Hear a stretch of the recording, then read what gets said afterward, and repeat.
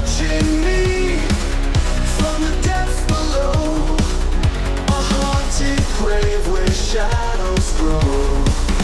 Deadpit is watching me with eyes so cold. They're watching me now. Howdy, folks, and welcome back. Episode 21. This is a super stuffed edition of DEADPIT is watching. I'm the Creepy Kentuckian. And I'm Uncle Bill. How are you doing? I'm doing How are you good. feeling? Is everything I'm super okay? stuffed. I ate too much turkey, ham, yams, sweet potato casserole. No, I don't eat that shit. Deviled eggs. How was your Thanksgiving? Thanksgiving was kill. I ate everything in the fucking world. Yeah. I had pies, potatoes, tomatoes, green beans, everything. Hash brown casserole, broccoli casserole. But since everyone's super stuffed, this is a super stuffed edition of DEADPIT is watching, where we are reviewing a literal fuck ton of films on this Thanksgiving afternoon. Uncle We Bill. weighed it out. It's a fuck ton. It is a metric fuck ton of films. I think it's a grand total of 17 or 18 different movies, which is freaking ridiculous, folks. Don't ever do this. This is like that year for Halloween. We stayed up until like 9 a.m. in the morning watching movies November the 1st. I agree with you. It's a really bad idea.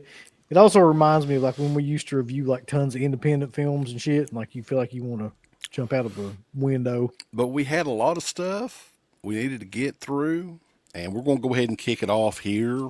I think this is the only one from Arrow Video that we're looking at today. Got a plethora of different studios, some we've never covered before. But this is the solo Arrow release. If you were a child in the 90s, you have grown up with this movie. Oddly enough, directed by horror alumni Chuck Russell. This is the 4K debut of the 1994 hit. Jim Carrey was on fire in 1994. And this movie, I think, is what made him white hot in the early to mid 90s. And we're taking a look at the new 4K edition of The Mask, Uncle Bill. A lot of people are excited about this. The packaging on this is top notch. I wish I could show it to you guys, but we will superimpose it to let you guys see. But any memories of the film real quick here before we talk about it, Uncle Bill? I mean, yeah, I think that I saw this movie at the theater. I vaguely remember that. I remember really liking the movie at that time. It's not a movie that I ever go back to and watch now, though, to be honest. Like, I don't know why, but for some reason, like the Ace Ventura movies I do, the freaking Dumb and Dumber stuff, like, but I don't know. Cable Guy. I don't think I've seen. I did see that movie in the theater. Such a weird movie, man, to see at that time period. Yeah. Yeah, Jim Carrey movies are kind of hit or miss with me. Like, I like some of the stuff. The Truman Show, oddly enough, is probably my favorite Jim Carrey movie. And this one is like a lot of people love this movie. It never really hit home with me. It had been probably 20 years or longer since I'd seen it, so I was kind of eager to check it out again. But yeah, I think the first time that I watched this was on videotape, not long after the VHS was available to rent. But we're going to talk about the movie. It starts off in the fictional Edge City, unless that's where Edge is from. That'd be killer if they said, coming down the aisle from Edge City On this day, the rated R superstar. Anyway, there's an underwater scene. You see that this ancient magical mast is unearthed from the ocean's surface and comes floating to the top, right? For the first time in hundreds of years. So from there, we fast forward to Jim Carrey's character, Stanley Ipkiss. He is a banker who is too nice for his own good. He kind of gets taken advantage of by pretty much everyone. And, the easygoing Stanley comes across the mass floating in the ocean, and his entire life changes. He kind of becomes like an over the top cartoon version of what he kind of wants to be, a little bit out there, kind of like the early Looney Tunes, zany, crazy, comedic elements and all that. So I think the mask is from Loki, the Norse god of mischief. And through all this, Stanley also meets up with this lounge singer. She's kind of famous. The 22-year-old Cameron Diaz stars as Tina Carlisle. And this was her debut movie, Uncle Bill. And Cameron Diaz in 4K at 22 years old is a sight to behold. Like, that was, that I was 14 years old when this came out. I was a very impressionable young man. And honestly, like, there's a couple of girls in Hollywood that, like, I was, like, super into, and she was one of them. It was her and Drew Barrymore, actually. Those were, like, the two big ones around this time period. That's true, yeah. And you must have really liked Cream Jeans when they were in Charlie's Angels together. By that time, I was done. Like what, 98, 99? I don't know when that was, yeah. But Tom Green, like, after Drew Barrymore got with Tom Green, I was kind of done. I was like, she's kind of nuts. Turned you back on her at that. But yeah, I mean, this movie has got a lot of, like, slapstick, zany, animated, like, cartoon stuff, right? And ultimately, the mask gets in the wrong hands, and Stanley has to kind of save the day at the end. It's a fine movie. It's very, like, 1994. The effects in it actually have aged pretty good, all things considering, because I was curious. Like, in my head, I remember watching the video and being like, But ultimately, I mean, the way that they remastered this actually, it looked pretty good. It looked better than I thought it would. The effects, I mean, the transfer on this is fantastic. Arrow did a amazing job on this, and fans of this movie, like, I don't know if you will ever see The Mask look any better than this or put in any better packaging. Arrow really hit it out of the park with The Mask. Now, the movie still didn't click with me that well. I mean, it was nice to see Cameron Diaz at 22 years old in 4K UHD. Good enough, baby. Woo. But the movie itself, to be honest with you, it's okay. There's a lot of other Jim Carrey movies that I would rather watch, and I always felt that, like, the fan support on this is kind of overrated. Like, I don't think it was as good enough to justify, the fans just playing with the birds all over the place with this movie. Yeah. Right? I mean, I agree, but to me, this is like the height of Jim Carrey's, whatever that was, like over the popularity, top, maybe. yeah, too. over the top personality, like popularity, whatever that was that he started with Ace Ventura. Like, this was the height of it, and then after this, like, it becomes like less and less kind of crazy, overstated stuff, like he was doing at that time. This was him at his most. I'm gonna bring this word back, at his most bombastic. Yeah. And it's a interesting story, the history with The Mask. I think originally it was going to be more of like a horror thing because they did hire Chuck Russell, right? And he kind of, the success of this movie kind of fell in his lap. So there's a lot of special features on this too. New interviews with the director, Chuck Russell, and screenwriters. They've got a lot of archival interviews in this. This is the big box bulbous edition from Arrow that everyone knows and loves. This thing recently came out, earlier this month from Arrow Video. Arrow Video has had one of the very best years in 2025 of their existence, in my opinion. Definitely. And this Yeah. is another one, man. Like, this is just, they hit it out of the park with this release. Great transfer, loads of special features on this. And look, one of the strong points of the mask for sure was that key art and that poster art, the bright, colorful, and they went with it, man. They didn't change it. Same thing goes for that Ninja Turtles release, which we'll talk about here probably in a week or so. They do what needs to be done. Right? They don't try to overdo. If it, like I said, Yeah. Yeah. anything what the fans want, I think that they try to do to their I best ability. do love the fact that they do keep that artwork on there like that, and that they do like go all out with the special features, and even we may not be the biggest fans of the mask, but there's a ton of people that are. But Right. Yeah, that's what I was saying. I mean, the movie doesn't 100% click with me. It's not awful. I don't hate it, but I'm just not a mega fan like a lot of people. But hey, if you are a mega fan, like a lot of those people, this is the edition that you want. Sell off all the other ones. This Mask 4K version is the one to get, and it is out now. so I don't know how to transition from that. I don't have a movie that I can like transition from. I don't think. Right. I don't even have one that's remotely close.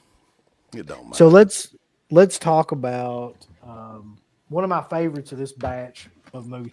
I didn't even know this existed, and like this is the perfect documentary for me because I love these types of movies. But this is Tulsa Terrors, which is subtitled here.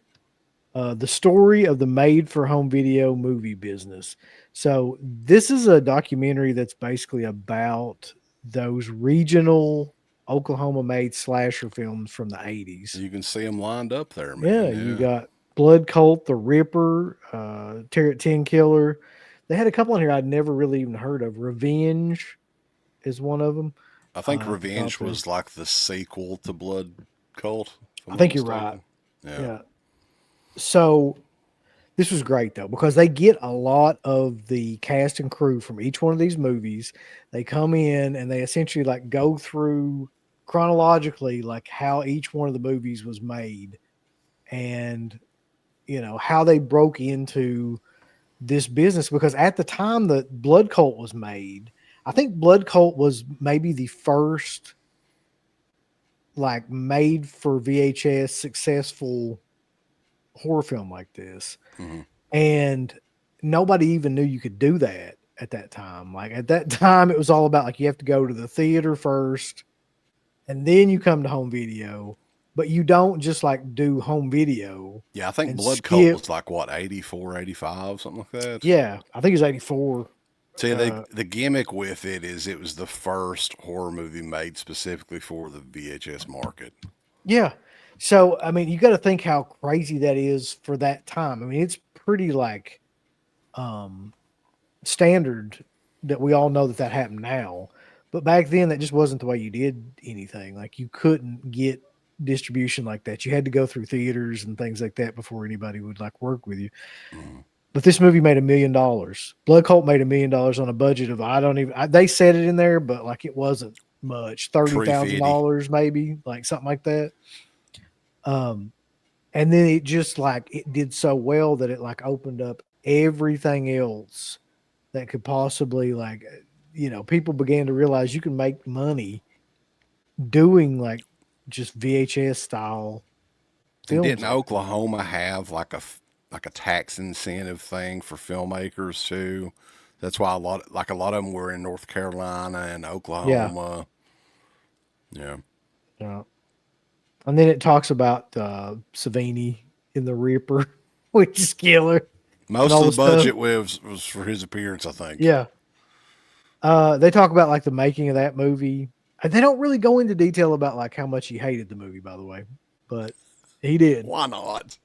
I don't Go know. for Talk It's not about going to hurt the is there, sales. People love shitty movies now. It's kind of a selling point. I like. I wish that they would make more documentaries like this. I wish that they would make them, and hopefully they do, about like every regional company. And Um, I'm glad that VCI did a Blu-ray on this too, because I think that this was one of those Tubi movies, and it really got pretty good, solid reviews and good word of mouth and everything.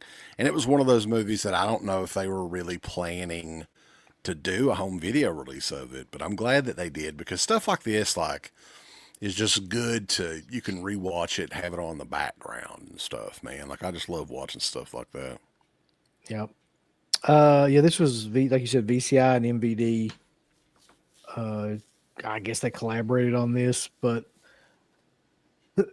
I couldn't recommend anything anymore if you like, slasher films, and especially if you like the history of slasher films, because this is a huge part of that history. Like these regional slashers that really like took off around the mid '80s. And So everybody loves Terror at 10 Killer, right? nobody likes Terror Teen Killer, honestly. Well, no, that's not true. Several people do, but I'm not among those people. Well, the funny story is VCI was the original company that was going to do Terror at 10 Killer. They even announced it, but Vinegar Syndrome evidently caught word of it and just was instantly playing with their birds and got in contact with somebody at or at VCI, and they struck up a deal so they could do the. Did they do a 4K of Terror at 10 Killers at a Blu-ray? I can't remember. I I don't know. I think it's a 4K. Okay, but yeah, man. I mean, this seems like a really really cool documentary, and it It recently is. came out. It is, and I love the way that they did it too, because the way they took each movie and then had like people from each movie kind of explain like how it was filmed, how it was shot, like what, and then like the cast would talk about like what it was like to make it, and they just go through each one, and it's pretty perfect, for what you Mhm. want to do. They talk about where it was filmed, how it was filmed, how much it cost, how much it made. Yeah, it's great. Sweet, Check that very out though. cool. Yeah, that is out now. Tulsa Terrors. All right. So the next one we're going to take a look at, and I don't.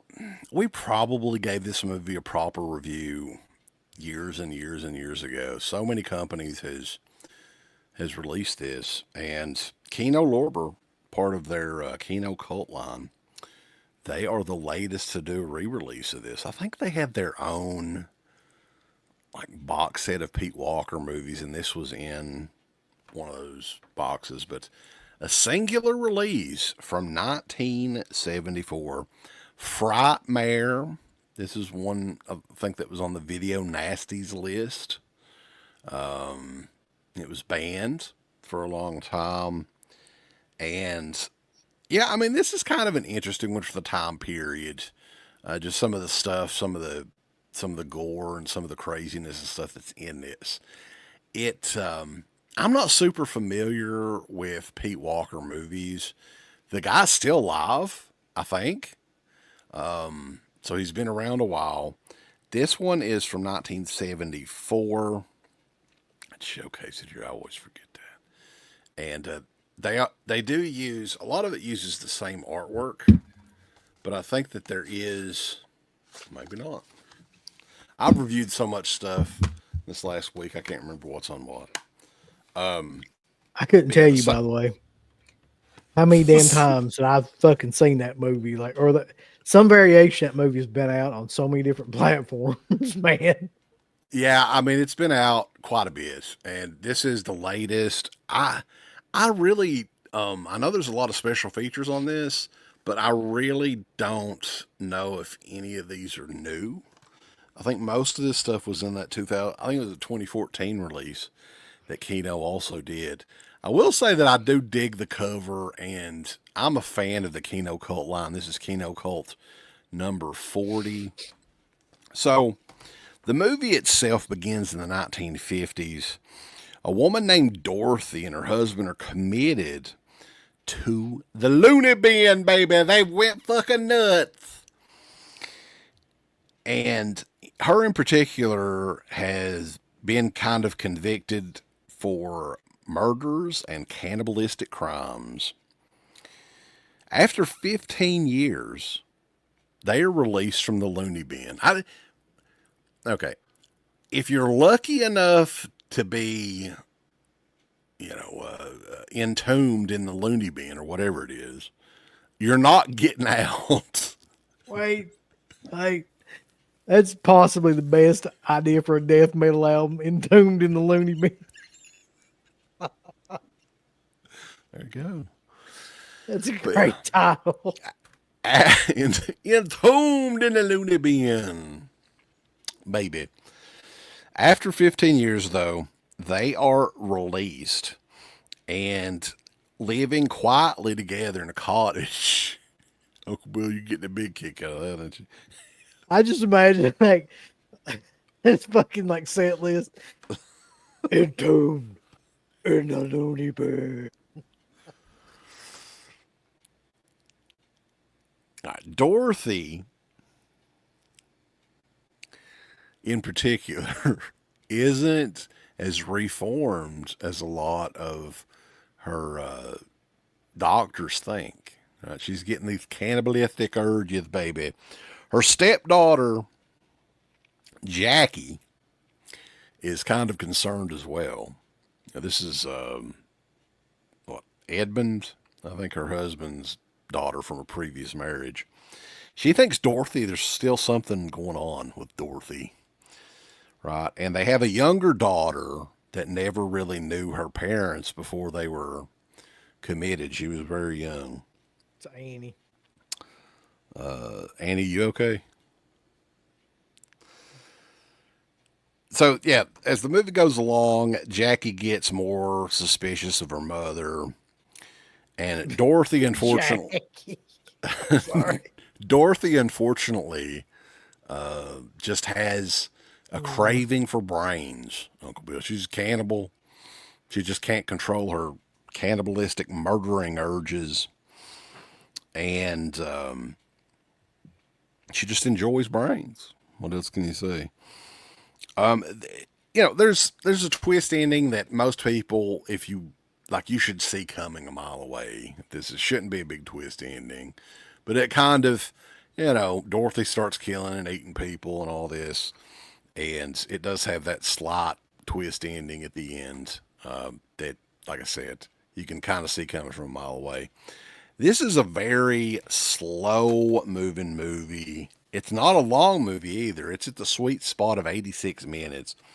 But I have always kind of felt that this is just too slow of a burn with not enough meat on the bone here. What do you think? I couldn't tell you how many times I've seen this movie, man. And every time I watch it, it's as if right after I watch it, the Men in Black come in and erase my fucking memory about anything to do with this movie. I just can't. There's some good visuals in it. Like, there is some good scenes. But it's like, yeah, there's nothing super interesting in it. It's very British. Like, British horror, especially from this time period. Like, we reviewed Raw Meat, I think, a couple weeks ago. Mm-hmm. Like, I don't know what it is, but it's just like painfully dull and slow and everything. Now, there's some good ideas in it. I like the idea of the cannibalistic woman that's kind of conscious of what she's doing, and she knows it's not right, but hey, she's hungry for brains. Like, don't get me wrong. Like, when British horror works, like Peeping Tom or something like that, like, it's really, really good. When it doesn't, it's really, really fucking boring. It's like the most boring of all. I think the countries of origin for these movies. Yeah. I mean, this one is. I think some people would really love it, just depending on what you're kind of into. It's very well made. The lead actress in it that plays Dorothy does do a fantastic job at just playing a nut, and that's kind of her representation on that painted cover there. And this is loaded up with special features. Now, I think a lot of this stuff was taken from the previous release. They do have audio commentary with Stephen Bissett, author of We're Going to Eat You, Cannibal Movies, and audio commentary with the director Pete Walker, cinematographer Peter Jessup, with Stephen Chubal, author of Making Mischief, the cult films of Pete Walker. Pete Walker does have like a big fan base of Yeah, fans he's got a too. cult following. Yeah. Yeah. For the Sake of Cannibalism, an interview with Pete Walker. Sheila Keith, a nice old lady profile, including interviews with former collaborators, other interviews, theatrical trailers, all that good stuff. This one came out recently from the Kino Cult line. If this sounds like something you're into, check it out. It is out now. Check it out. What? It's all about. All right. So let's transition into something completely different. You ready? Sure. I'm gonna review these other four movies almost together because they're basically the same movie, but this one's completely different. So they came out of the gate and hit one out of the park recently. And I know you know what I'm talking about because we watched this movie. And I like this movie so much the last movie that they released so much that we actually did a full like hour and a half, 2 hour long review of it on Dirk's channel. Oh, yeah. On Subjective Perspective. But this is Celluloid Dreams' new release, A Hyena in the Safe. There's a hyena in the safe. That sounds like a Peter Gabriel song or something. It does. Or in the back of it. Try pronouncing that. Una Gina in Casaforte. Una gin and Cataforte. Una Gina Casaforte. Bocalava. So this is actually a pretty cool cover. Here's the actual cover too. Look at that.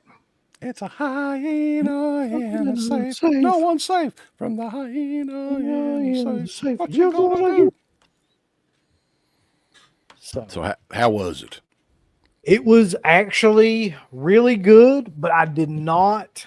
I would not put this over the last release that they did, because I thought that fucking release was absolutely insane. So if you remember, that was Short Night of Glass Dolls. That was probably like one of my favorite giallo style films I'd never seen up to that point. This is very much like a giallo, but this is an earlier giallo, and they hadn't really like figured out what in the fuck exactly they were doing at this point in time. 1968. Wow, this movie okay. was made. This movie predates like Argento's Burden of Crystal Plumage and stuff like that too. So this was back when they were right around the same time when they were doing those movies as well. So the story of this is, and why it's called what it's called, is there are a den of thieves, if you will, that pull a job. It's a job heist for diamonds, and they split up. They split their haul, and during the time period when they split up, each of them is given a key to a lead safe, but each of the keys is required to. This is kind of like a James Bond kind of thing. Like a heist movie. Yeah, each of the keys is required to be used to deactivate this radioactive barrier that's around this fucking safe. So that's much more of like a James Bond thing that was going on around that time. But one of the keys ends up going missing, and each one of the people is killed off like one by one throughout the movie. So each one of the people that hold the keys, I should say, are killed off one by one. They get the keys taken. So, like, yeah, you can kind of see where it's going. It's like a crime caper / giallo kind of film. Unfortunately, it's incredibly slow. That's one of the issues with it. But It does have some really amazing visuals. It has it has like a dry sense of humor to it, at least. So there's that. Um, it's not graphic in terms of the gore or anything like that in it, but there's like a real murder mystery element to it that a lot of people who like Giallos are going to like. Um, if you're a newcomer to Giallos, you probably will not like this movie because of the slowness of it. But Yeah, it's an obscure one. I've heard the names of a lot of those other ones that they did, but I had never heard of Hyena in a Safe. That's a first. yeah, I'd never heard of it either. But let me tell you something about this movie, though. And this is going to be the real like selling point of this movie. The ending of this movie is fucking wild. And the way they do it, the way that it's filmed is also wild. So you kind of have to like stick around and watch that, and you have to see it. It has to be seen Hmm. at least. So that's kind of the selling point to me for this movie is that ending. Okay. So looking at this though, the first commercial home video release of the film was 2012, an Italian DVD. And that was pretty much it. So is this subtitled? It's in. It's subtitled, yeah. Okay. There's no like audio that I don't think so anyway. I tried to find So it. so this one is really for the hardcore giallo guys, really. Because I mean, Yep. we'll talk about it here in a little bit too. Because I've got one here that was subtitled. Man, those movies you have to pay so close attention to them, especially if they have a lot of dialogue. So The very first thing on this disc, because this is shut up. This is a badge of honor for a lot of people that like these movies. Very first thing you see on the special features, original Italian language. Like, so you're like, that's what you're getting. I could run through the special features real quick though. Commentary track by film critic Guido Hinkle. that's the guy that Guido. look, buddy. That's the guy that runs. That's the dude that owns the company. I'm sorry, I didn't know his name was Guido Hinkle. Guido Hinkle. He's sort of a big deal. That's a killer name. Sounds Okay, like is he that could his really. real name? Probably. I hope so, man. I hope Guido Hinkle is his real name. 7 guests for a massacre interview featurette with Cesar Genevaro, Sandra Pizzacero, Nina Delia, Adrian Morgai, and Diego Passati. You tell that dog to shut the fuck up. Shh, that dog's driving me Dog nuts. ain't getting no leftovers. Schrodinger's Diamonds, the duplicitous mystery of the Hyena In A Safe video essay, and the mysteries of Villa Toplitz feature. Villa Topese. Yeah, showcase it. Showcase it there again. I like the artwork on that shit. Yeah. Yeah, that artwork is amazing right there. It's the Hyena In A Safe.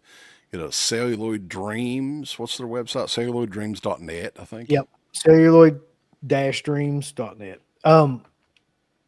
Dude, I mean, even though this movie's slow, and even though I don't recommend it for like newcomers to, Giallo or anything like that, the people that are going to be buying these movies are not going to be newcomers to Giallo anyway. The people that know about this company yeah. already know about like Giallos, and their balls deep into it anyway at this point. So you're going to love this. It's a great restoration. And I love what this company is doing. This company is like, to me, like the Air 4444444 of Giallo films. That's what they specialize in. Great Very job. Cool. Very cool. So, it's a great time to be a physical media fan because there's so many of these newer boutique labels that are coming out. This one right here is Jesse from Diabolic DVD's company. Yes, yeah. That's all I can think of whenever you say that name. Cauldron Films, which has had some amazing releases. And I gotta say, this one right here, as far as new discoveries and just like I was amazed when I started watching. And this is nonstop, man. This is one, and I'll explain it. You know, we'll talk about the movie here in a little bit. But I'd never heard of this movie. I really didn't know what in the hell it was. I saw that Cauldron was releasing it, so I was intrigued because a lot of their stuff is really, really great. Like I've liked all their stuff that I've seen so far. So I figured I'd give it a shot. This one from 1981. This is a limited edition 4K Blu-ray combo. Paul Grau's Mad Foxes. Uncle Bill, have you ever heard of this movie before? Not at all. No. Me either. And they give it deluxe treatments in this nice shiny box here. And it comes in those little chunky cases. And it's got, like, there's all kinds of, you know, you get the poster, which I always think is cool. They try to include the posters on here. Double-sided.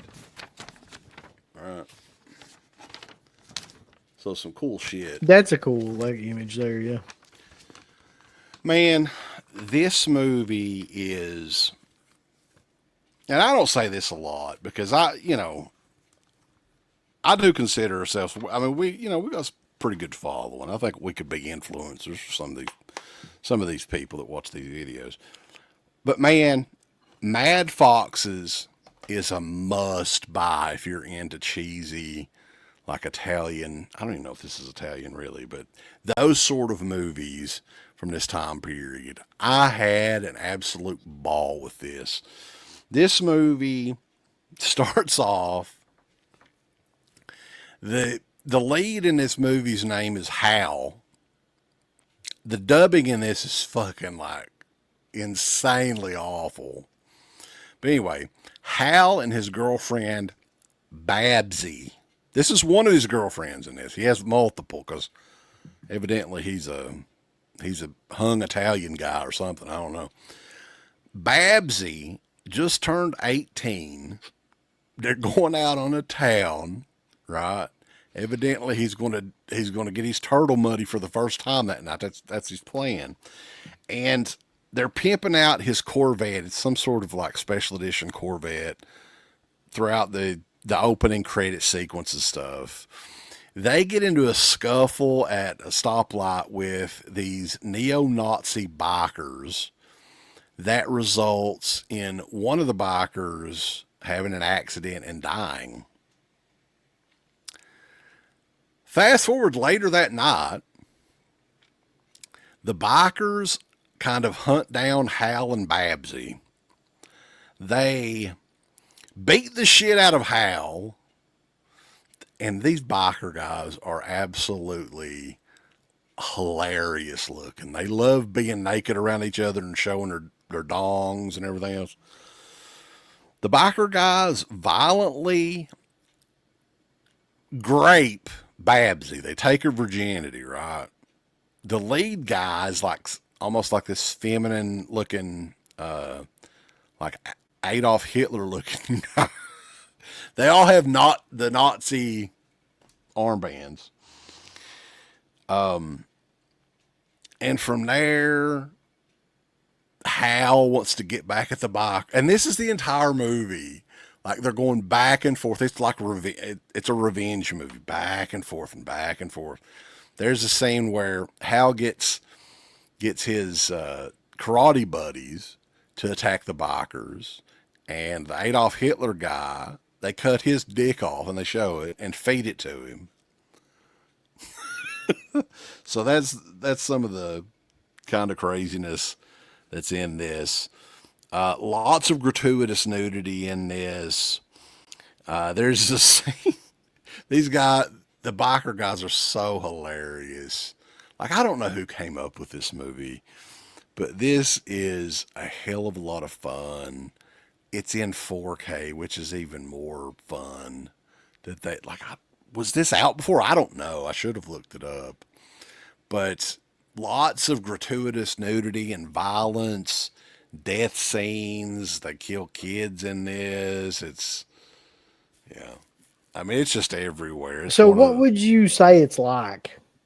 Like in terms of like, is there other movies that are Similar. I mean, it's kind of like it's got some of the gore like over the top gore like Toxic Avenger or something, like just some over the top violence. But it's also kind of like well, we're going to be talking about some ninja movies here too, like just Yeah.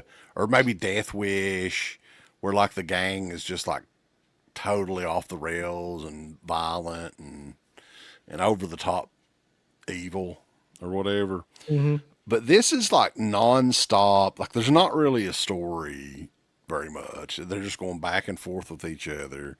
I think the gang ultimately like takes down his entire family, and Hal is really really pissed at the end of the movie and gets his ultimate revenge. But man, this is like some high art or anything. But this is if you Hard. if you're a fan of just these cheesy, like, I mean, it looks like they kind of had a budget with this. So I'm not going to say it's like a no budget, but I'd never heard of this. I have no idea what this movie even was when I put it on. And really, from the opening, like 10, 15 minutes, I was hooked because it was my type of movie. Just crazy, like over the top. There's lots of bush and boobies and violence and cheese and all that stuff. So, man, like this is the high recommendation. This is a high art recommendation from the Creepy Kentucky. And lots of special features on this, too. There's interviews and image. Let's see what we got here. The movie is both on Blu-ray and 4K as well, which I think is cool. It's a good option. And I think the special features are all on the Blu-ray. The Untold Story of Robert O'Neill, an interview with the actor. Jose Gross, who I think is the guy that plays Hal. Interviews with the actors and producers. There's actually a visual essay from Troy Howarth. I got to check that out, actually. Buddy, Troy Howard is the busiest son of a bitch I've ever seen. Yeah, I don't know like how you would really write like a very detailed. I mean, that would be tough. But man, look, I mean, if this sounds like something that you would like, checking out this interview, if you're checking out this show, check it out, man. It is out now from Cauldron Films. I had a lot of fun with this crazy fucking movie. First time I'd ever seen it. It is out from Cauldron Films. Check that shit out. So I think I'm going to follow that one up with a crazy movie that I watched that I was not familiar with, but is insane. What you got? We've got from 88 Films. It is what it is, folks. It just is what it is. I can't make it anything else. This is Don't offend me. SS Experiment Love Camp. The 4K. Well, baby. This has a 4K, by the way, now. So Everything has a 4K now. It's kind of the end thing to do is a 4K. So let me ask you a question, though.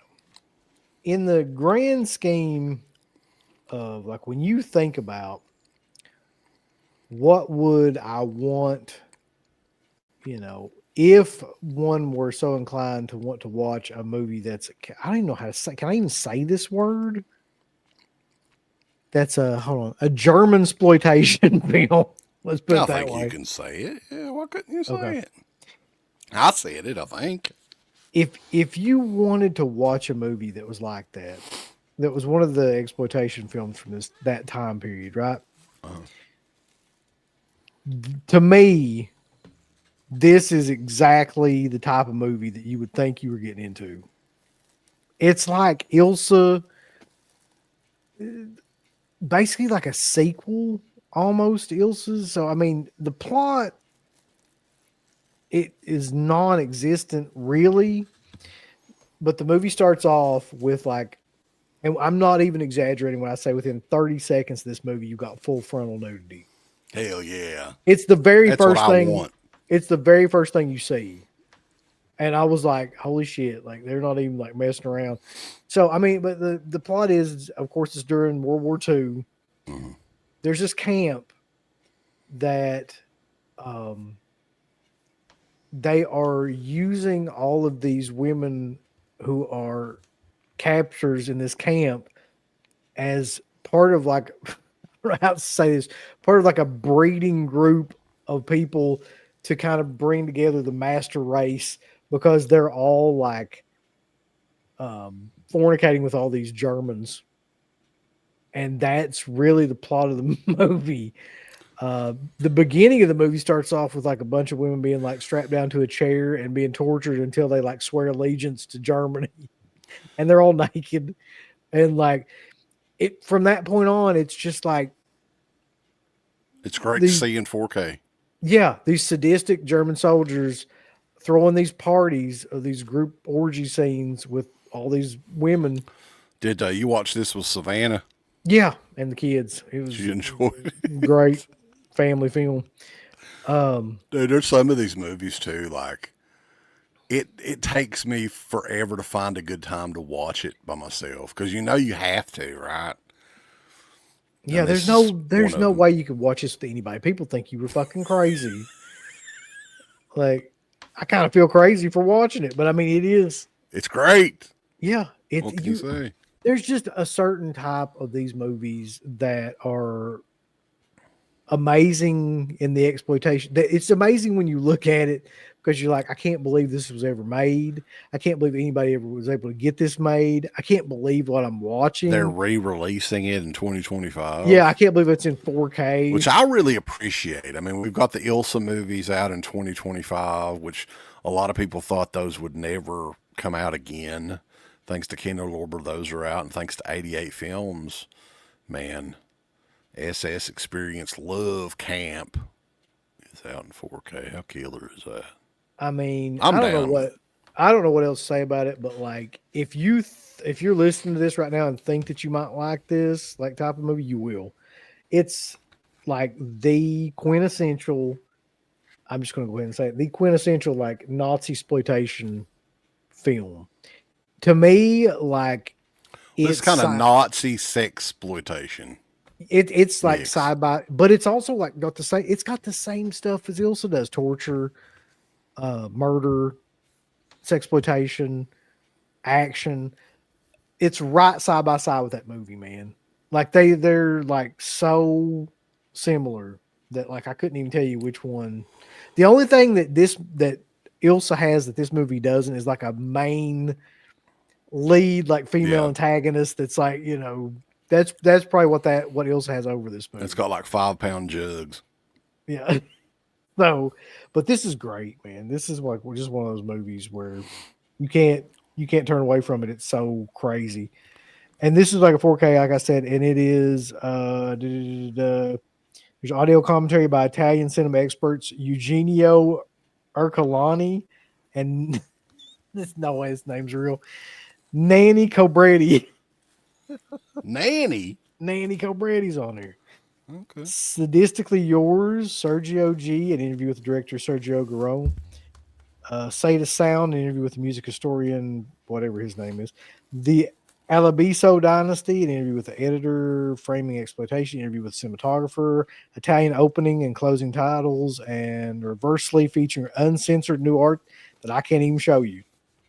Yeah. Can't show that stuff. Yeah, we can show you the front though, because there's nothing like I too recently did a explicit. review, individual review for the Severin box set of the Emmanuel movies, and it's actually entertaining in that how many edits I had to do when showcasing the artwork on that. Oh, I'm sure, yeah.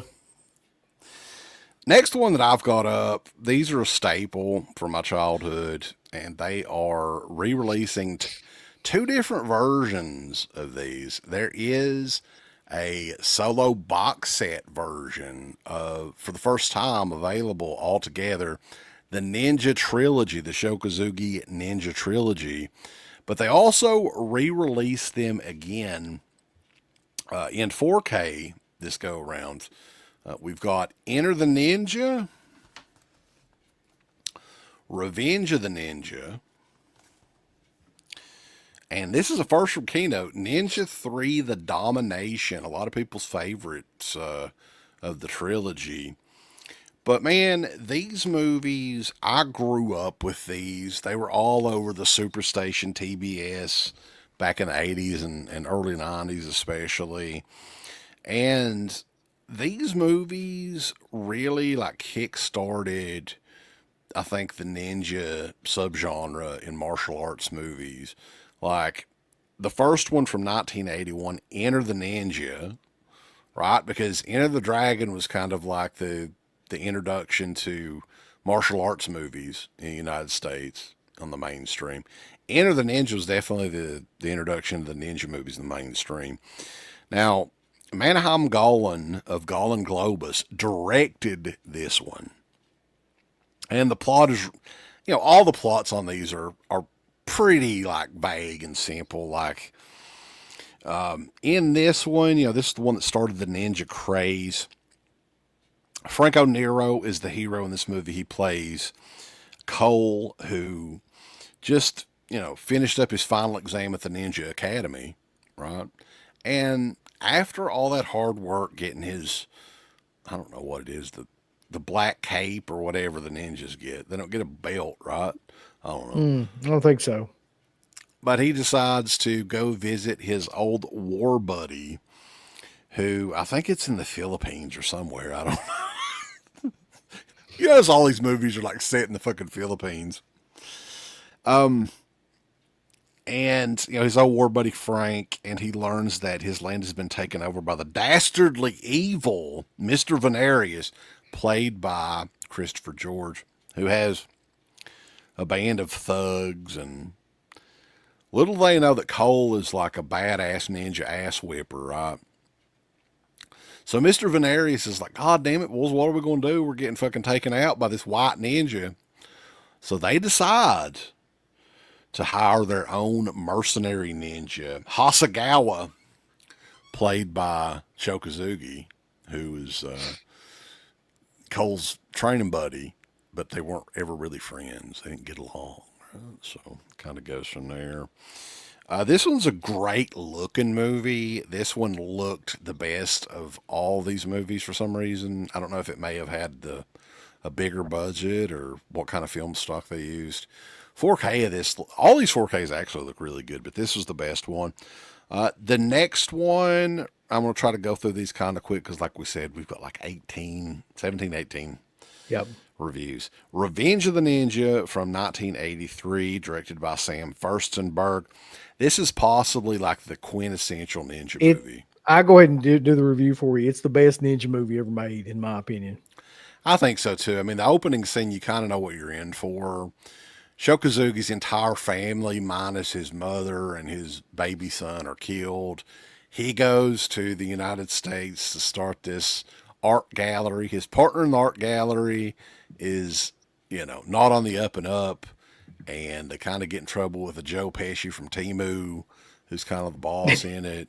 And it kind of just goes from there. Like, there's a killer, like the scenes with Chokozugi's son, Kane, who is like 7 or 8 years old in this, are great. Yeah. Like there's a scene in this where he's beating up bullies in the alley or whatever.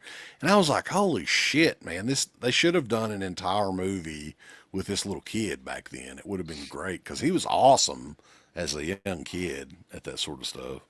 I feel like this movie has like everything you want a ninja movie to have. Like if you want throwing stars and like the scythes and like, nunchucks and everything, like they started, introducing a lot of the gimmicks and stuff in this one more, I think. Yeah, and it's very bloody and gory from what I remember too. And I don't know if were the Jack Dart thing. I mean, there's something. There's everything, like every ninja weapon I could like remember is in this movie. This one looked pretty good, but again, both of these are multiple re-releases. So I mean, it's important to say that Enter the Ninja originally just had a basic release. They re-released it with like a new special feature and a slipcase probably 2 years ago. And they're re-releasing it again. Honestly, the artwork and everything on these are virtually identical from the Blu-ray. You do get the 4K and the Blu-rays, both in this too. So if you don't have any of these, I mean, these are obvious choices to pick up.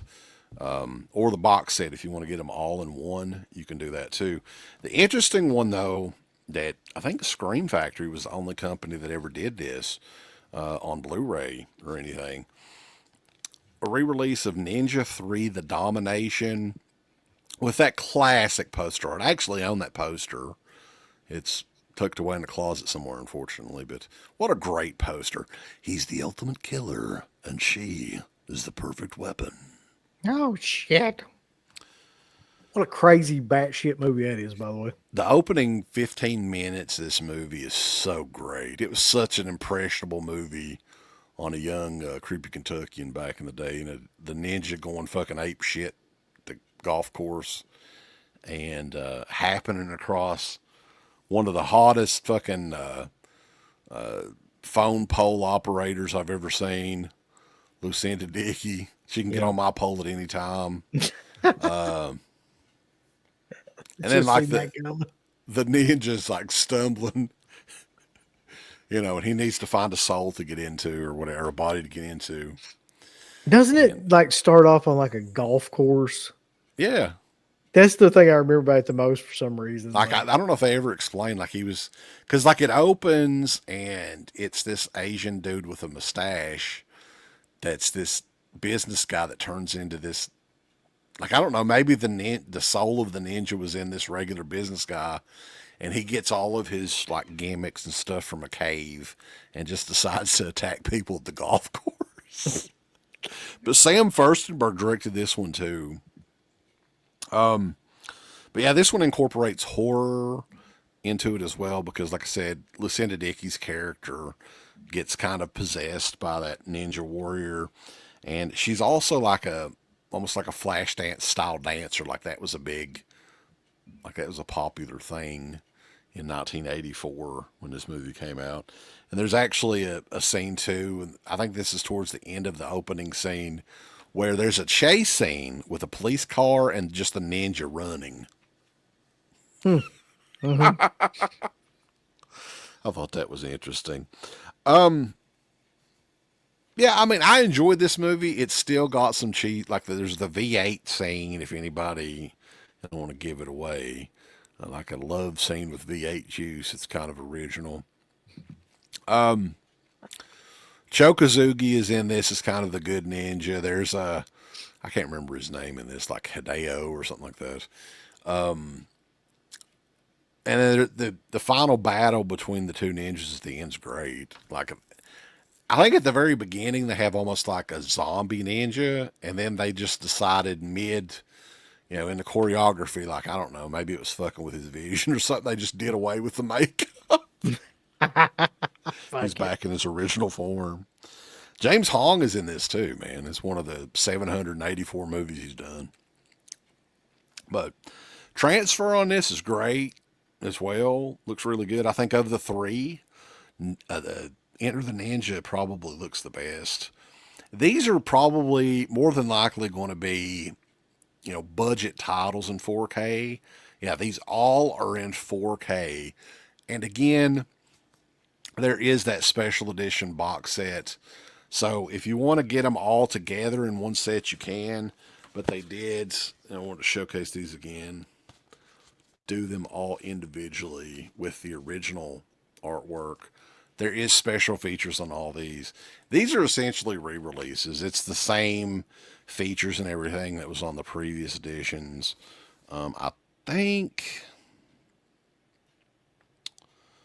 a lot of the special features on Ninja 3 The Domination are on that Scream Factory disc. But yeah, man, I mean, I love these movies. I've seen them all, I don't know how many damn times. So you can't go wrong with Shokazugi Ninja movies. Thank God for Kino. I'm hoping we'll see Kino get the Breaking movies in 4K. I would fucking love that. Because those are also MGM. They have a good working relationship with those guys. And it makes sense. So I love those. I love those movies. I mean, Enter the Ninja is hit or miss for me, but like the rest of them are outstanding. especially Revenge. Yeah, the movies themselves, though, plot wise, have nothing to do with one another. They're all three No, separate stories. And the only thing they really have in common, aside from Kosugi starring in them, is they all have pretty killer opening scenes. And then it takes a little, there's a lull in between. But the opening scenes in all three of these movies are great. so I'm gonna keep in the tradition of like what I was talking about with the last one I was reviewed, and this is Kino's Ilsa, Harem Keeper of the Oil Sheiks in 4K. That's what I'm talking Man. about.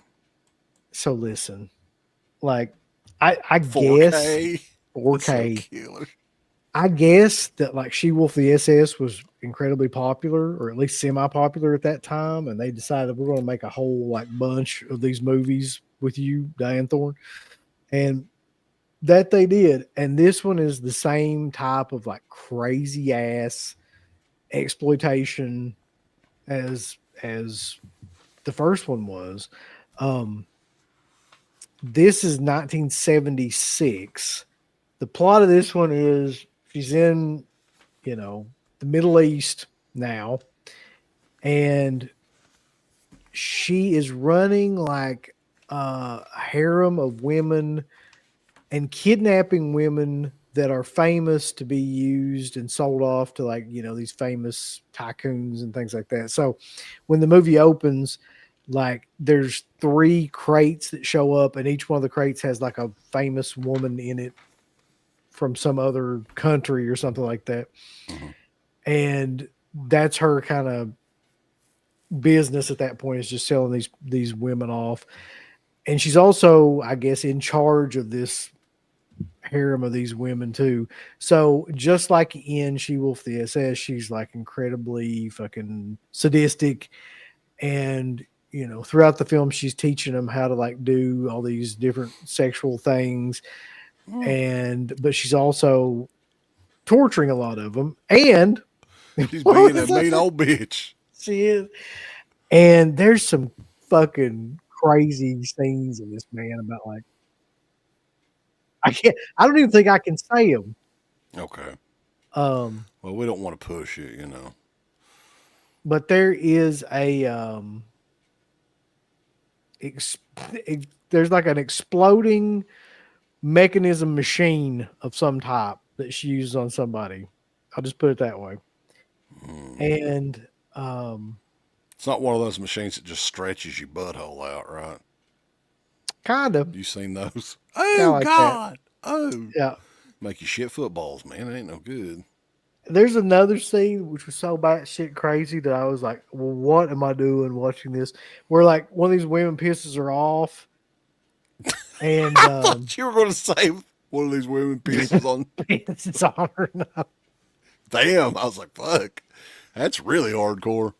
And then but it's actually a lot worse that she has like she finds a leper, have sex with her to punish her.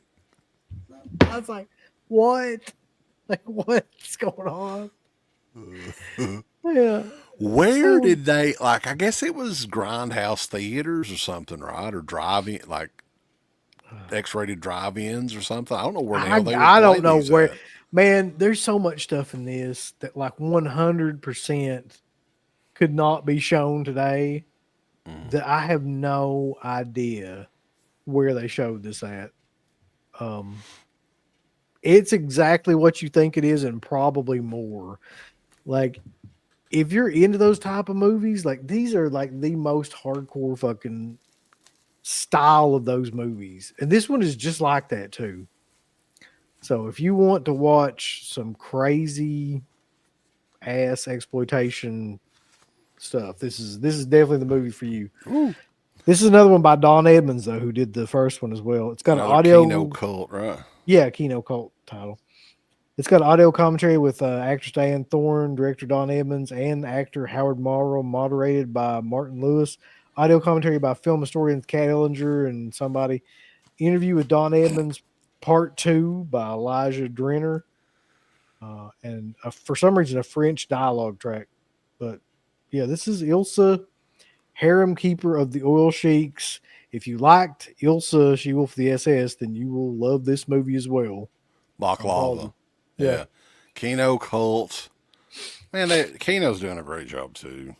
It'll be interesting when we do the tier list for 2025 boutique labels. Yep. And Kino's, this is another Kino title. Here's another Kino Cult. This is Kino Cult 39. Right?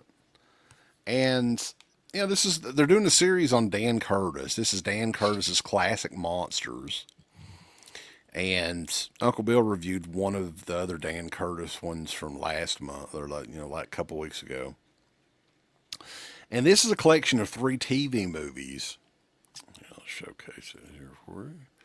A collection of 3 TV movies that Curtis either directed or produced, ranging from 1968 to 1973. As everyone knows, Dan Curtis got his success from the TV show Dark Shadows and would later go on to do Trilogy of Terror, Burnt Offerings, tons of other TV projects like these. And, for the first time, I think ever, all 3 of these are on Blu-ray. And, they're adaptations. You've got Bram Stoker's Dracula, and the screenplay on this one was written by Richard Matheson, directed by Dan Curtis from 1973. It stars Jack Palance as Dracula. Kind of bizarre casting choice. All of these episodes kind of feel like Dark Shadows, really. I mean, it's from that time period, late 60s through the early 70s. And, it's a retelling of Bram Stoker's novel. Dracula is, looking for his bride or whatever else. This one aired on CBS in 1974. I wasn't familiar with this, with really any of these. I had not heard anyone really talk about any of these. The second one in the set from 1973, Mary Shelley's Frankenstein. This one was directed by Glenn Jordan, produced by Dan Curtis. This is definitely a lower budget production than the Dracula movie. It seems like the Dracula movie was shot in 35 millimeter, like a movie, and this one was like shot on lower, like video quality or something. It seemed like. So this was a 2-night mini series. John Carlin from Dark Shadows, who played Willie Loomis, he is in this. Bo Svensson plays Frankenstein in this, and he has feathered hair in this. It's the strangest looking Frankenstein monster I've ever seen. And he accidentally kills John Carlin's character by hugging him too hard and play like he bear hugs him and shit and he kills him. Killer. He's got like that ARS. He's like the Yeti. Angry something strength. ARS, let's say that. Yeah. Angry something strength. Ass. Yeah. Video quality on this sucks though. Like I mean, I don't know how it was filmed, but there's a night and day difference between this and the previous movie. And then this other one is from 68. The Strange Case, and it's a retelling of Dr. Jekyll and Mr. Hyde, which was produced by Dan Curtis as well, directed by Charles Jarrett, and Jack Palance also stars in this too. All these are gothic horror from like the 1800s or whatever. Jack Palance is probably better in the role here. It fits him better, in my opinion, than aside from Dracula. Yeah, I mean, I wasn't super high on any of these. They're fine. Like, I think of the 3, the most entertaining, honestly, was the Frankenstein one with Bo Svensson and the feathered hair. Yeah. But, I mean, these are kind of interesting to watch, and there is special features on these as well. There's introductions. There's a ton of different commentaries and interviews. On all of these movies have different commentaries. promos. Yeah, tons of stuff. You can check it out on the back there. Lots of stuff on that movie. Total of 343 minutes. And I am sure that Kino will have this at an affordable price, especially on a sale. So if you're into the classic, Universal style monsters, this is definitely a different take on all three of the ones in this set.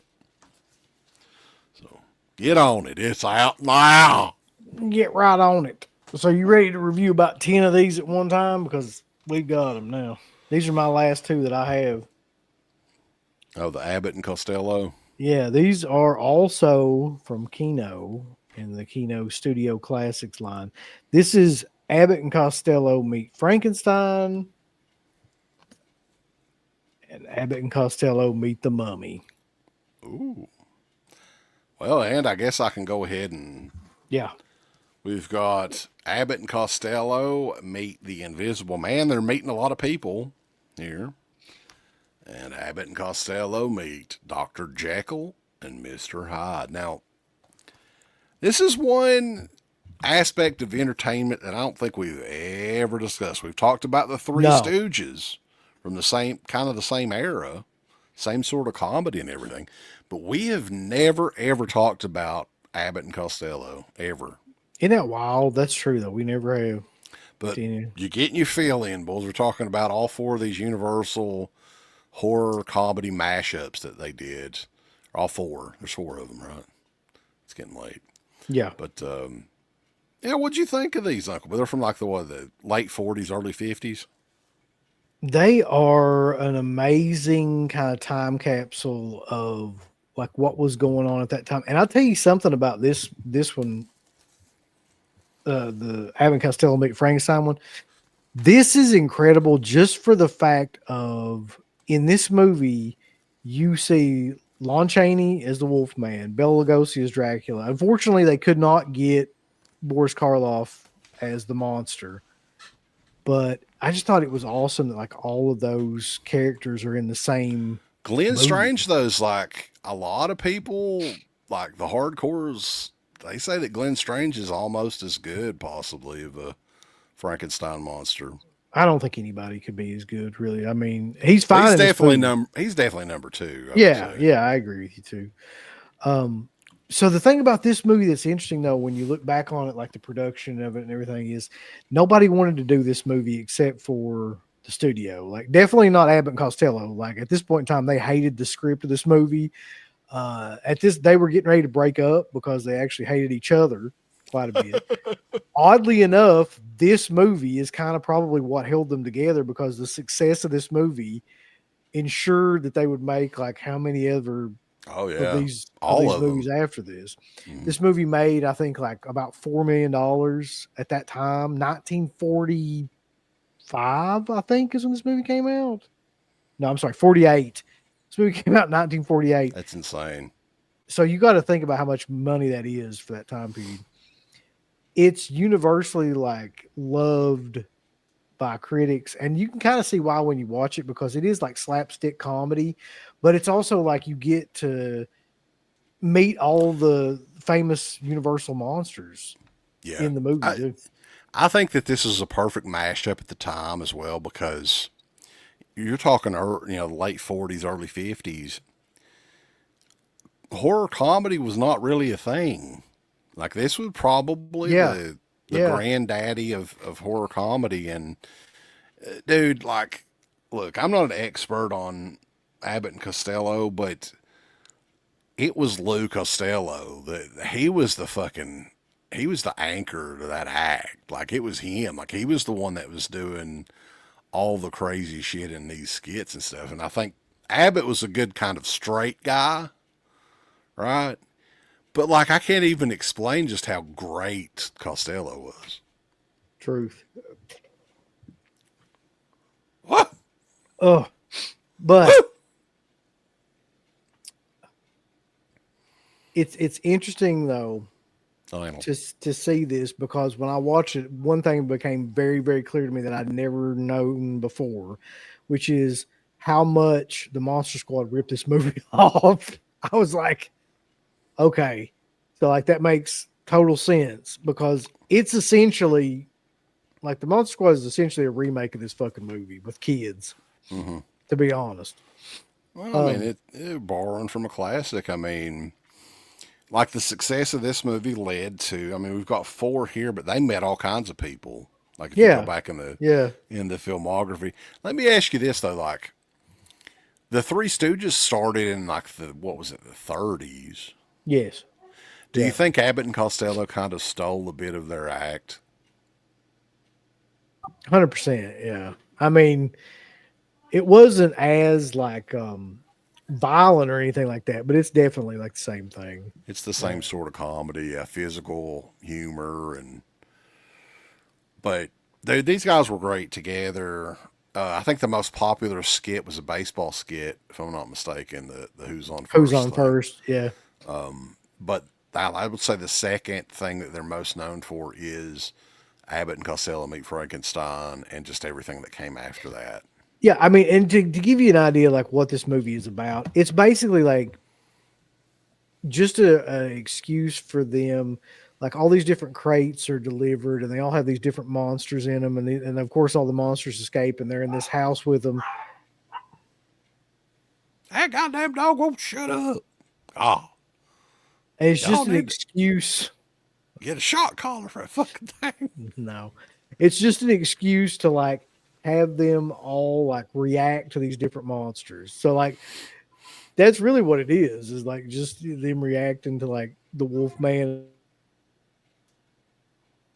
Let me ask you this. When you guys moved, did those dogs initially just freak the fuck out that they were somewhere new? Kinda. It's weird now because like it's been long enough. It's been like a couple of months that like they've gotten used to it now. But Right, like but in the beginning, yeah, initially it's funny how and like we took our cat when we lived in the apartment down here because I think at the time like my parents had went on vacation or were gone for a little while. That cat absolutely freaked the fuck out. We had to take it back to the house. It would not settle down. It's funnier than hell. I think cats are a little bit more like that than dogs. Like the dog, they came in, they smelled everything, they ran around like for a little while, and then they just kind of like accepted it. Like I don't know how else to, because plus there's three of them, so like they've got each other too. They kind of it don't matter where they're at. So That's true. um, But anyway, yeah. what order was these? I think. So this is the first. This is the one that like broke the mold, and the success of this one is really why we have all the rest of them because it made as much money as it did. I don't know what order these go in after that, but this is not the Mummy one that I've got. Is 1955.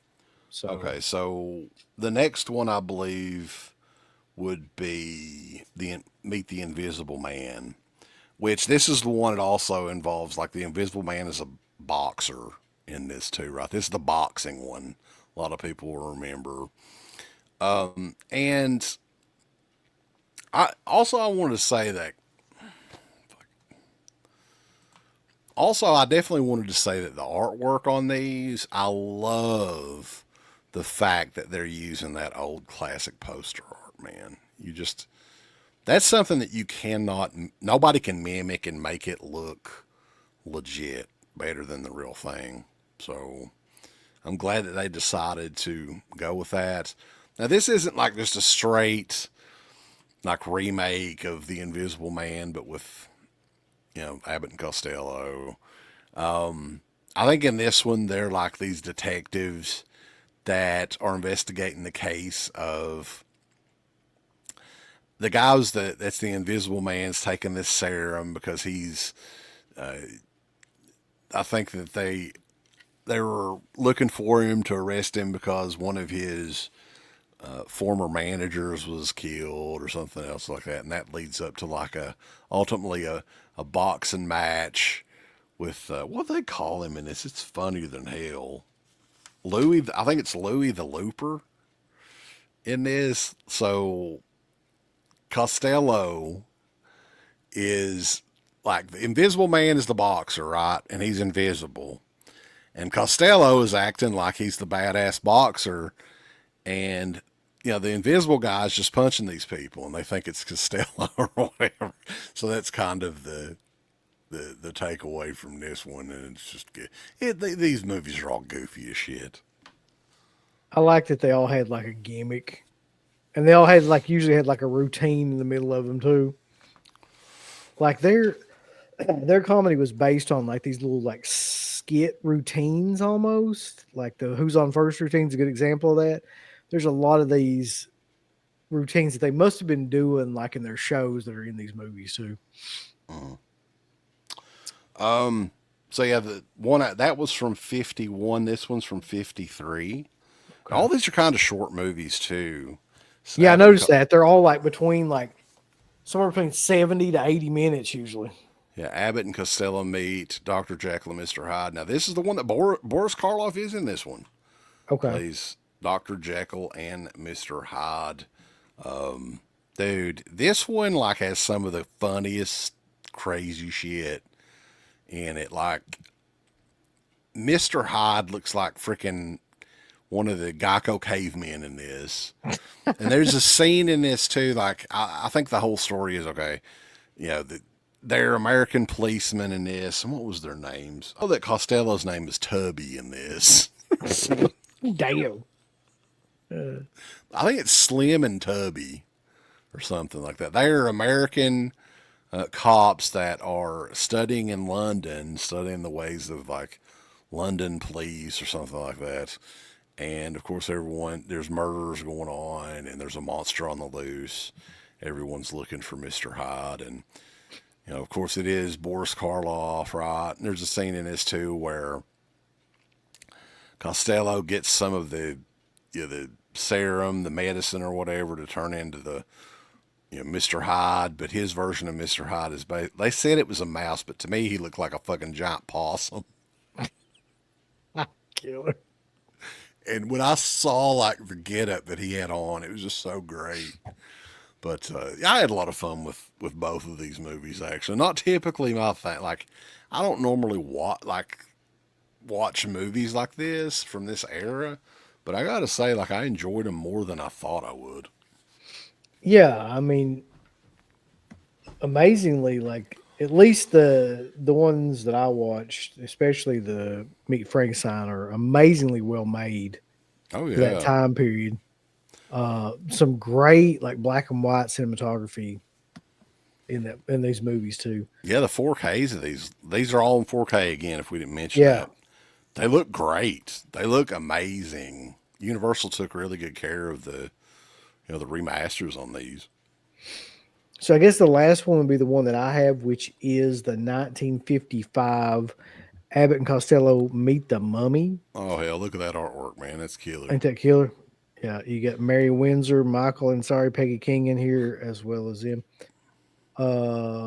This one is like your basic Abbott Costello get lost in Cairo, and they're just kind of wandering around, and they overhear like this plot to find this medallion, and if they can find it, it's attached to a mummy, and there's a treasure that is also like goes along with it. So of course they want to like find this medallion, and then they run afoul of the mummy. Mhm. But along the way they pick up this female treasure hunter that is played by Marie Windsor, and it eventually end up like running into the mummy. I mean, it's okay. Like this is not anywhere near as like good as Well, this is one of their later ones too, right? Yeah, this might be the last one for all I know. Like, I mean, it's definitely one of the later ones too. Yeah, Costello, I think, died in like the late 50s, if I'm not mistaken. Like he did not live to be an old man. I do know that. Anyway, like you can kind of see like the law of diminishing returns at work here, because this one only makes $700,000, and we're talking about like almost 10 years later after. Well, they milked it as long as they could. Yeah. Stuff like that doesn't really have a super long shelf life, especially if you're releasing them that close back to back to back. I mean, they were trying to get as much money as quickly as possible with these, and Dude, they've held up very well. I know that they've been in a lot of those Universal sets, and I'm kind of surprised that Universal licensed these movies out and just didn't do them on their own. But Me Kino, too. man, fantastic editions. I know that the other two, I'm definitely going to, next time Kino has a sale, I want to get them all just to have them all in the collection. Now on mine, the only special features are audio commentaries by film historians. That's what Yeah, I've got on these. I'm seeing two different audio commentaries on each of these. Kim Newman, yeah, Stephen Jones. There's another one with Tom Weaver and Richard Scrivani. Yeah, a lot of film experts, film historians, stuff like that. But yeah, no other special features. All the people associated with these movies has probably been dead for 30 or 40 years, I'd say. Yeah, you're not getting any like interviews or anything. So, baby, let me tell you something. This is going to be a debut review on here from a studio that we have never covered before, baby. Oh shit. And this is a movie that I legit had no idea what in the hell it was. But I'm very glad that I checked this out, and we'll talk about it, man. From 1971. Director Harry Kulmar. Let me take this plastic off. Yeah, they got these weird covers on. Now, this is from Radiance Films, which this is the first one that we've ever taken a look at from Radiance. That has like these strips on the side, so I don't know what kind of craziness that is. But look at that cover. It's Malpertuis, baby! Great art. Is that how you pronounce it? Malpertuis? No, it's Malpertuis. Malpertuis. It's French. Of course. It's a French movie. Okay. Harry Kumel, Kumel, is a Dutch filmmaker. Daughters of Darkness is the big movie that he was known for, and it was kind of like a vampire, like a lesbian vampire movie. One of the very first, actually, that started this. But this was his dream project, Malpertuis, right? And I can't believe that I'd never really heard of this before, because I had no idea what the hell this movie was. It's extremely strange, but I think that ultimately it's like his masterpiece. It's just so well done, and the way it's put together. I'll try to explain this movie to you, but so the whole plot of the movie, the lead in it, Jan, I think is how you pronounce his name. He is a traveling sailor who is docked in his hometown, near his hometown, and gets into like a brawl. Gets immediately, he's looking for. I think he's looking for his sister. Gets immediately like into a brawl at the bar. It's knocked out. Finds himself in this gigantic Gothic castle called Malpertuis. Malpertuis. And that his sister is there. The castle is run and controlled by his dying uncle, who happens to be a warlock by the name of Cassivius, played by Orson Welles. Right? How odd is this? Now, the castle, whatever you want to call it, the mansion, is inhabited by a lot of different servants and family members and everything else. And Cassivius is dying. He's in his last days. And they all gather around his bedside for the reading of his will. And he wishes that all of the people that stay at Malpertuis together can they need to stay there together forever or whatever. And the last surviving couple gets to inherit all of the fortune and the castle and everything else. So not long after that, the people start getting killed off, right? And it starts getting even weirder and weirder. And dude, this is like, I don't know what kind of a budget this movie had. And I was trying to think of like movies that it reminded me of.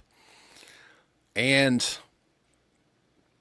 I got somewhere in between like The Wizard of Oz, Dark Crystal, Labyrinth, something like that, all mixed up into like one. And this is like one of those mindfuck movies. Like, you know, something else is going on in it. And yeah, man, it's just, you know, it's in Dutch too. So it's subtitled, right? Although this version has like the US cut that is in English. And they don't really advertise it very much on the packaging or anything. So I was a little bit pissed off, but I think it's slightly different than the director's cut of this. But man, like this is like a crazy well-made movie. I've never heard anybody mention this movie. It's also known as Legend of Doomhouse in the US. I think that was the US version of it. It's a fantasy movie. All of the females in this pretty much is played by one actor. She's playing like, and I don't know the story behind that. Who it's the lady that's his sister, but she's different characters in it. It's weird. The design in it, the castle, all this stuff is very, very like otherworldly, like dreamlike. It's just, I was shocked at how much I actually liked it. Well, I didn't have it had Orson Welles in it. I'd probably watch it just for that. Yeah, Orson Welles was really fucked up during the making of this movie too. They said he was drunk off his ass. I think that was his whole like later part of his career. Yeah, he's like, was it Oliver Reed? They just stayed drunk all the time. Yeah, yeah. So But, you liked it, despite how batshit crazy it was. It was very like, yeah. I mean, I think you would like it too. Very well done, though. Like it's a totally different movie than Daughters of Darkness. This is like a fantasy horror movie, kind of. It does feel almost like an Italian, the way it's made. It feels like an Italian horror movie, kind of too. But yeah, it's very fantasy driven, and yeah, I mean, like this is another one that I would highly recommend. Radiance Films did a fantastic job with this. This is the debut of the movie. I think it's the debut on Blu-ray of the movie, and they did this deluxe, very hard, bulbous packaging on it with some alternate artwork and a big booklet. Ooh, it has that smell to it too. That smell. Huff that book. I'm gonna huff that smell. So one disc. Smell. This is a UK edition. I think Radiance Films has a UK and a US division. I believe this was from our buddies over in the UK. Our buddies Deb at AIM or whatever sent this over. So, yeah, man, Malpertuis, baby. High recommendation. Go check it out. If you're into weird movies, this is weird. This is really weird. Now, the only downfall is, we were talking about earlier, this is Dutch. There's a shit ton of dialogue in this, so you have to pay very close attention to this damn movie, or you'll really get lost. It's like one of those movies. But other than that, man, like, yeah, I actually really kind of like this, oddly enough. So get it now. Everybody needs to check out Malpertuis. We're almost done. Oh God. We have one more, and I think we've done pretty good on time, Uncle Bill. I thought it'd be longer than this, right? We got to save the batshit craziest for the last. And this is a movie that we have history with. Oh And this is no, God no. another one from Kino, man. Kino has been on fire. Dust Devil. Not to be confused with Dirt Devil, which is a killer little mini vacuum. This is Dust Devil from Richard Stanley. I just prayed that I would never ever have to see this movie again. To be honest, Robert John Burke, who was RoboCop in RoboCop 3, is in this.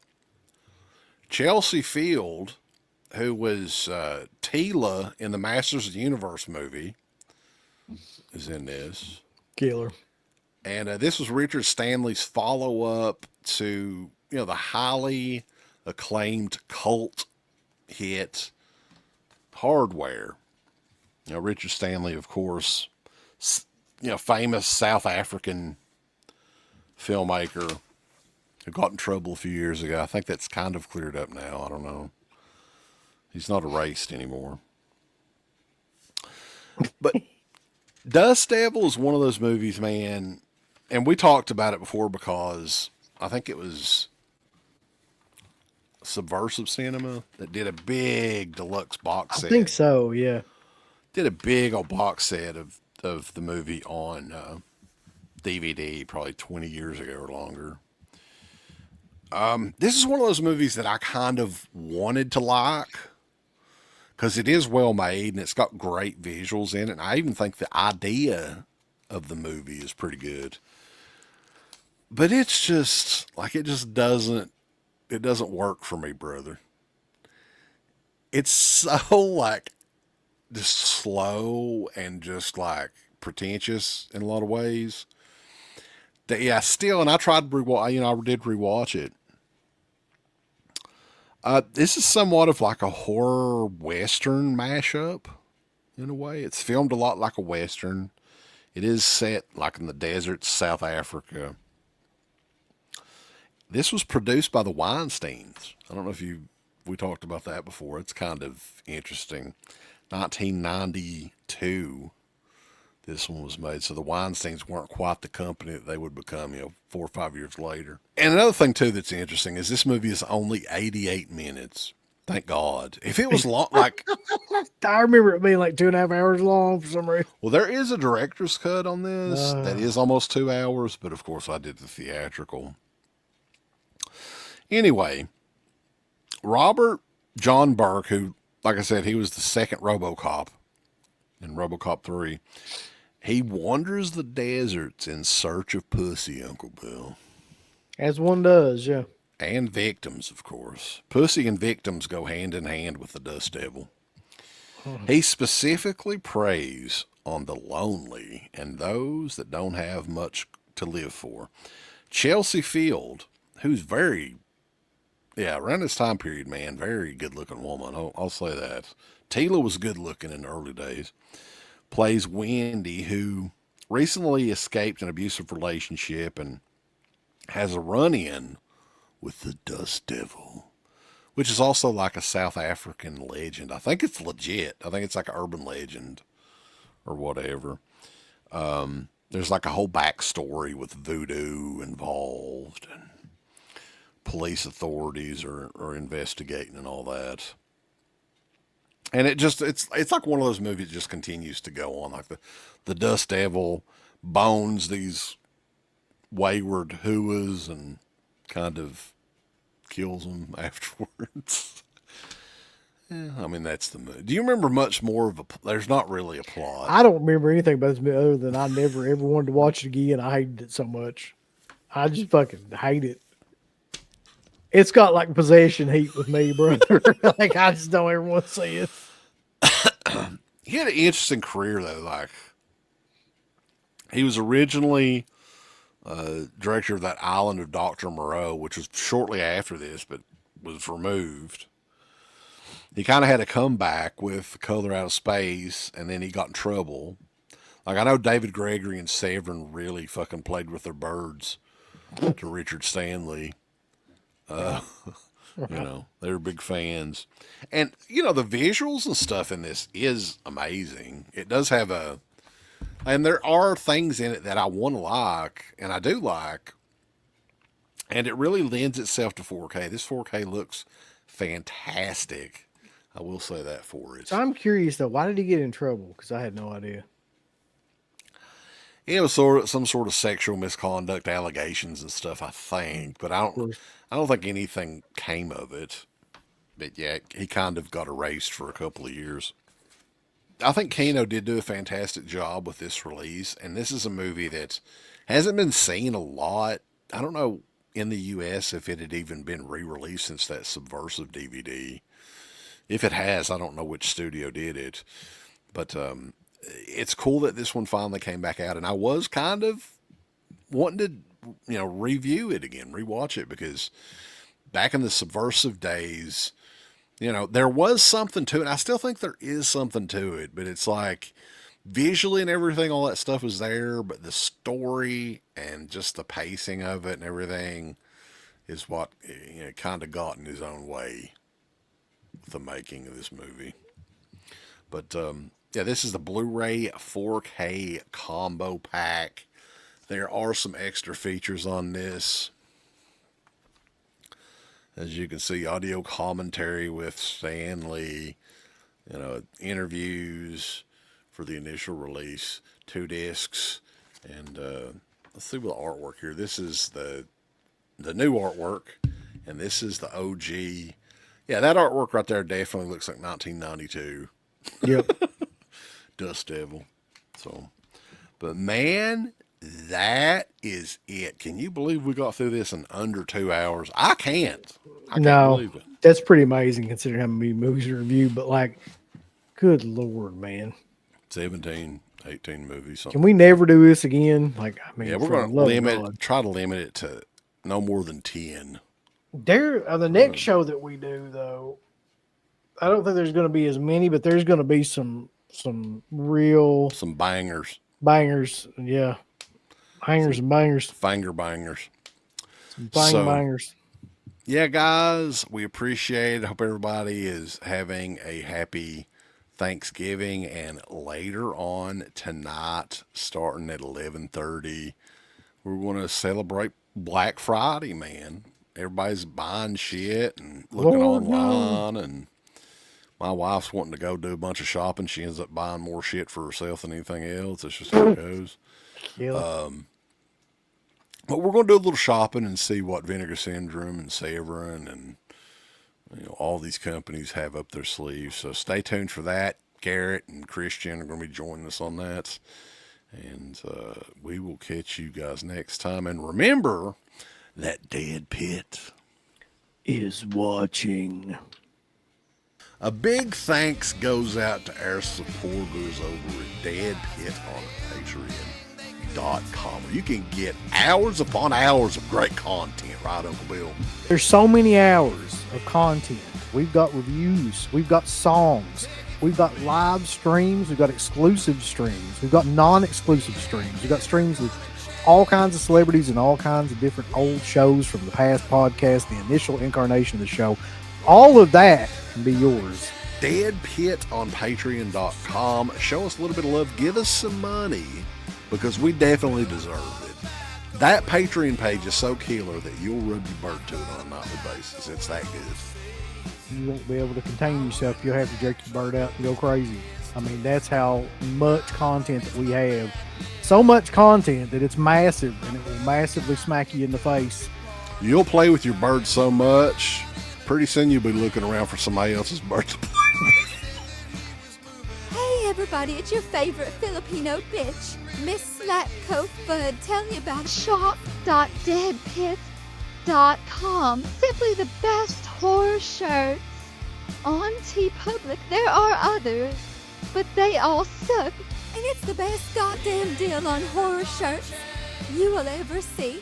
New shirts, old shirts, all the in-between shirts. God damn it, bulls, go over to shop.deadpit.com. You ain't down with that. You can go to fucking hell.